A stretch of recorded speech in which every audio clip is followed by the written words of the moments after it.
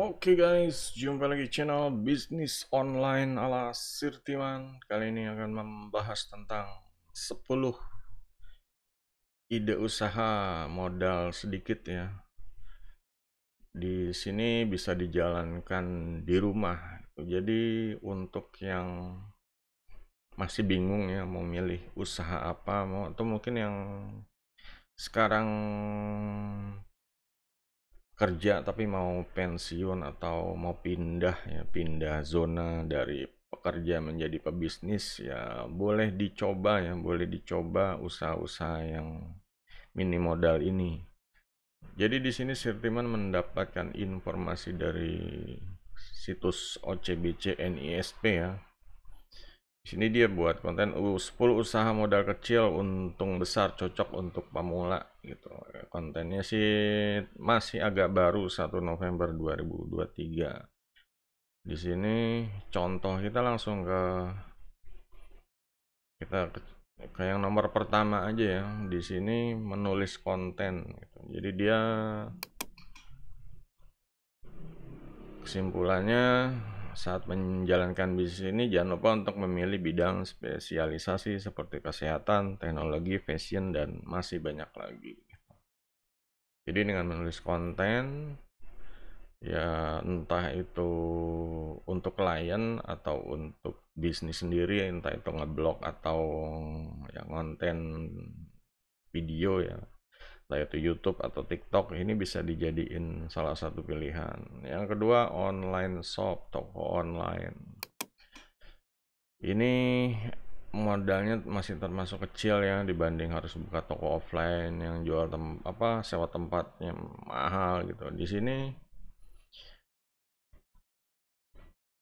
untuk membuat paket bisnis online, toko online ini juga bisa murah ya, bisa kontak Sirtiman kalau untuk mau coba dengan harga murah gitu. Untuk menjalankan bisnis ini yang perlu dilakukan adalah melakukan riset pasar dalam menentukan jenis produk yang akan dijual.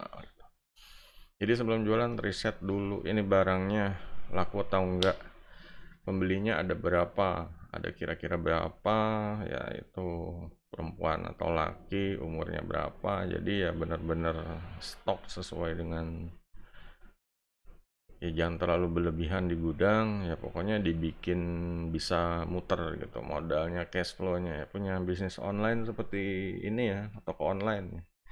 Dan juga harus siapin masalah pengiriman barang kalau ada orderan, ada gudang pengiriman barang ya, seperti itu.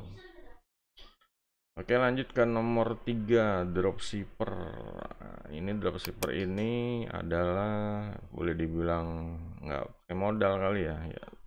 Ya, dropshipper adalah dia jadi istilahnya calo ya. Di calo dia bisa memanfaatkan website atau platform e-commerce seperti Shopee, Tokopedia atau lainnya untuk, ya istilahnya menampilkan produk atau ngambil foto atau kontennya seperti itu. Nah, di sini untuk promosinya ya bisa fokus ke yang entah itu sosial media atau bikin YouTube channel review dan lain-lain ya. Yang jelas tidak perlu mengelola stok produk atau proses pengiriman karena ini cuma mempertemukan pembeli sama penjual aja gitu. Jadi kalau ada order biar penjual yang ngirim ke pembeli seperti itu, dropship. Keempat, minuman kekinian. Ya, minuman kekinian ya. Di sini salah satu yang lagi tren. Kalau yang lagi tren itu ya kita kalau misalnya modalnya kecil ya nggak apa-apa dicoba gitu loh. Kalau misalnya tren kan itu penjualannya lakunya tuh cepet gitu ya. Seperti bubble tea, kopi, boba dan lain-lain ya. Ya banyak ya perusahaan-perusahaan yang sekarang penjual-penjual kopi ya, sampai banyak merek lah, kopi-kopi dingin, kopi enak seperti itu. Nah, di sini yang penting menjaga kualitas dari minumannya agar dapat memberikan kepuasan pelanggan. Yang penting harganya enak, ya minumannya enak, harganya ramah di kantong, ya udah gitu. Kalau untuk mau jual offline-nya harus cari lokasi strategis yang ramai ya, kayak dekat kampus atau dekat pasar atau apa kantor seperti itulah. Jadi pas jam-jam mereka istirahat beli kopi. Kelima ya, makanan ringan. Makanan ringan apa? Contohnya kriuk ya. Ini ide bisnis yang modalnya sedikit. Ya di sini contohnya seperti basreng, snack makaroni, keripik singkong ya, banyak ya tukang makaroni, tukang seblak masuk ringan nggak sih? Ya, pokoknya seperti itulah. Yang dilakukan adalah selain analisis pasar sama menentukan modal, dia juga mencari lokasi yang strategis, karena ya juga dipertimbangkan untuk memulai bisnisnya secara online. Ya banyak apa tukang driver GoFood, GoFood. Kalau ada manfaatin aja ya fitur-fitur online seperti itu. Untuk promosi bisa melalui media sosial dan platform online lainnya, menjalin kerjasama hubungan toko lokal atau kafe. Ya bisa nitip barang di warung-warung atau kafe seperti itu. Keenam, produk homemade. Jadi produk homemade itu produk buatan rumah ya, dan ini ya sebenarnya punya keuntungan sendiri ya. Yang jelas kita harus punya keahlian khusus ya, karena yang bikin produknya sesuai dengan desain dari kita gitu.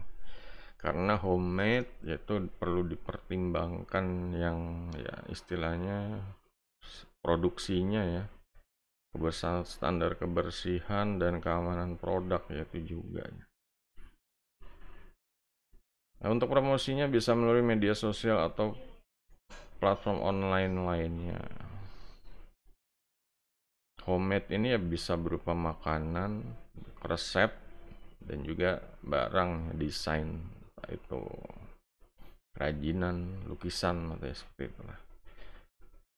Lanjut ke nomor 7, catering. Nomor 7, catering ya. Catering ini ya sebenarnya sambil masak, sekalian masak di rumah, sekalian juga bisnis. Cuma untuk catering ini katanya memerlukan perencanaan dan persiapan yang cermat gitu. Namanya target pasar ya, untuk makanannya apa. Kalau catering sehat, kantoran, pernikahan, harian, diet, itu lain-lain. Ya, terserah targetnya apa nih, mau catering untuk vegan ya, vegetarian ya terserah. Juga harus menghitung bahan baku, persediaan dan peralatan yang dibutuhkan untuk catering. Ya, alat-alat masak terutamanya panci-panci yang gede seperti itu modalnya harus disiapin. Rencana pemasarannya juga efektif nih ya, membuat daftar makanan, penawaran paket, promosi melalui media sosial. Ya inilah, kembali ya, media sosial ini jadi merupakan hal yang apa, jadi tempat ya, sarana, alat yang penting untuk promosi bisnis. Lanjut ke nomor 8, ada desain grafis. Desain grafis ini ya memiliki keahlian ngedesain yang jelas ya, dan juga harus punya tool-toolnya nih. Kalau saya mana desain grafis ada tool-toolnya. Untuk pemasarannya bisa melalui media sosial dan platform online lainnya.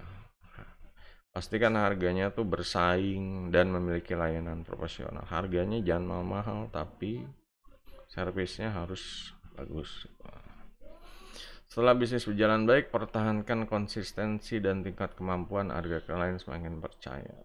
Ya biasanya seperti itu ya, kalau udah banyak langganan ya biasanya dia sibuk dan ya itulah, telat gambarnya, kualitasnya jadi berkurang dan lain-lain. Ini harus dipertahankan. Nah, bicara tentang desain grafis ini ya, karena ini berupa apa ya, ngedesain ya, jasa istilahnya ya, mungkin bisa jualan template juga. Nanti Sirtiman akan share ya di akhir tentang satu tool atau alat atau software lah dari AI yang punya platform bahasa Indonesia ya. Jadi sangat ramah digunakan untuk sarana promosi dari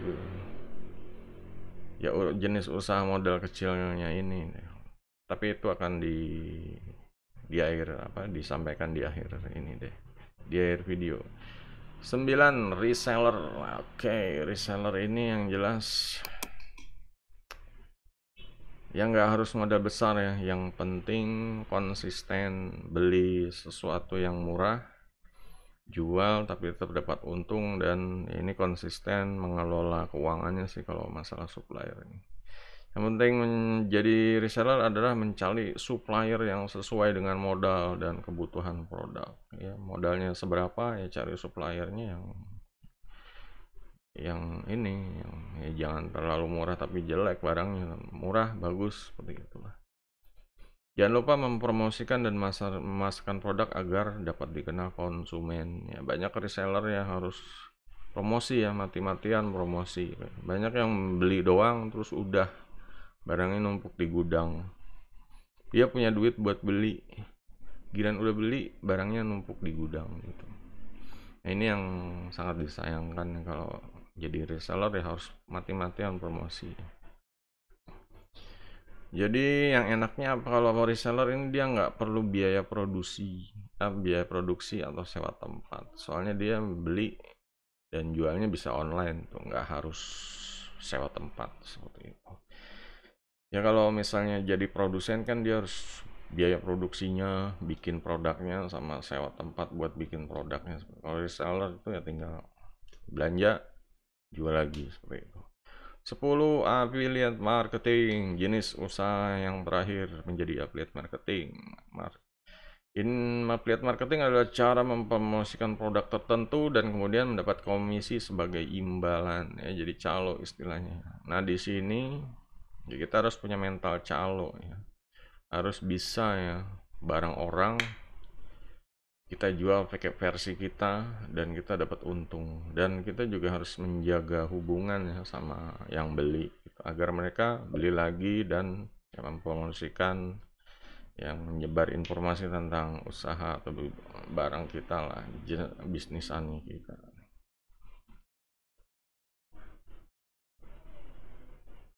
Di sini ada beberapa rekomendasi usaha kecil ya. Ya sebenarnya kalau untuk affiliate marketing ini kan ada dua gitu. Pertama, affiliate marketing barang ya, bisa ngambil barang dari e-commerce seperti di Shopee, Tokopedia, atau yang lainnya ya, Blibli atau Lazada. Juga bisa jual lagi ini bisa jual laginya di mana-mana, di sosial media atau lewat YouTube, bikin review, video review. Nah, yang jelas seperti janji Firman tadi ya, akan memberikan satu tool yang sangat berguna untuk menjadi sahabat dalam modalnya kecil untung besar. Jadi segala sesuatu ini kayak nulis konten, toko online ini kan membutuhkan promosi online ya. Nah, dalam promosi online itu kan kita harus bisa menyajikan konten ya. Kontennya tuh yang bagus lah, yang bermanfaat, yang bagus, yang menarik, yang viral atau apalah. Nah, di sini situ menyarankan satu tool ya.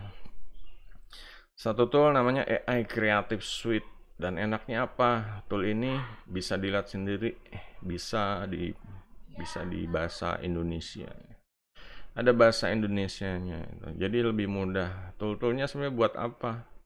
Buat konten, pertama konten ya berbentuk teks atau artikel ya, entah itu ebook atau sales copy, kata-kata di penjualan, kata-kata biar orang beli, kata-kata pembukaan, kata-kata story, kata-kata penutupan, atau call to action ya, bikin orang supaya beli sekarang sebelum kehabisan atau seperti itu. Juga ada fitur lainnya adalah menghasilkan gambar. Nah, ini sih teman contoh. Ini gambar-gambar yang dihasilkan gitu. Gambarnya bisa dipilih ya, ada macam-macam. Ada macam-macam model ya, ada yang 3 dimensi, ada yang art, ada yang ya pokoknya abstrak segala macam.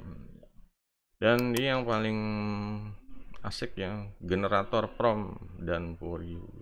Ada prompt. Kita bikin prompt apa? Bikin prompt misalnya Untuk iklan seperti itu, untuk iklan Facebook misalnya, kita akan lihat nanti akan generatornya nanti kan membuat prompt ya. Prompt ini bisa dipakai di entah di sini juga atau di ya semacam model chat GPT dan lain-lain ya. Ini bisa diterjemahin ya, bisa diterjemahin, ini macam-macam tuh. Dan ya, di sini juga ada meningkatin kualitas gambar sama video ya. Biasa gambarnya tuh videonya kalau masih VGA kita bisa tingkatin biar gambarnya HD seperti itu. Video juga, cuma syaratnya itu harus upgrade ya. Dan ini membuat video pendek juga, video pendek ya. Sekarang zamannya video viral, video vertikal ya, video vertikal. TikTok, IG Reel, Story, Facebook Story ya, pokoknya di sini bisa. Dan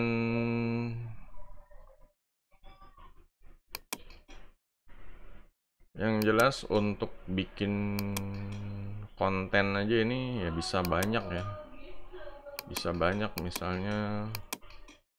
Nah ini konten macam-macam, ada deskripsi produk, ada konten jawaban tanya jawab, maksudnya garis besar konten, penulis ulang, penulis artikel, kesimpulan blog, ide blog, intro blog, bagian blog, judul blog, jawaban poin-poin, biodata perusahaan. Nah ini kalau kayak biodata perusahaan kita bisa jadi jasa untuk perusahaan, misalnya bikin konten di perusahaan dan lain-lain ya. Konten dipersingkat, konten ringkasan istilahnya, definisi, baris subjek. Ini kalau membuat email ya, mau email broadcast atau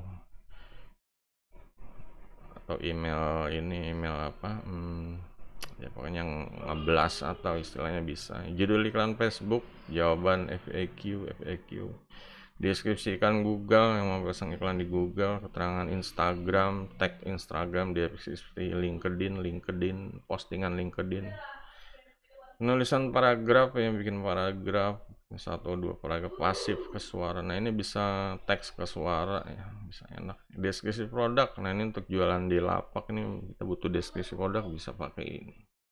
Pembuatan nama produk, nah misalnya kita mau bikin produk belum tahu namanya, bisa coba di sini. Jawaban kurang, tulis ulang kata kunci, dan ini masih banyak lagi ya, banyak sekali itu.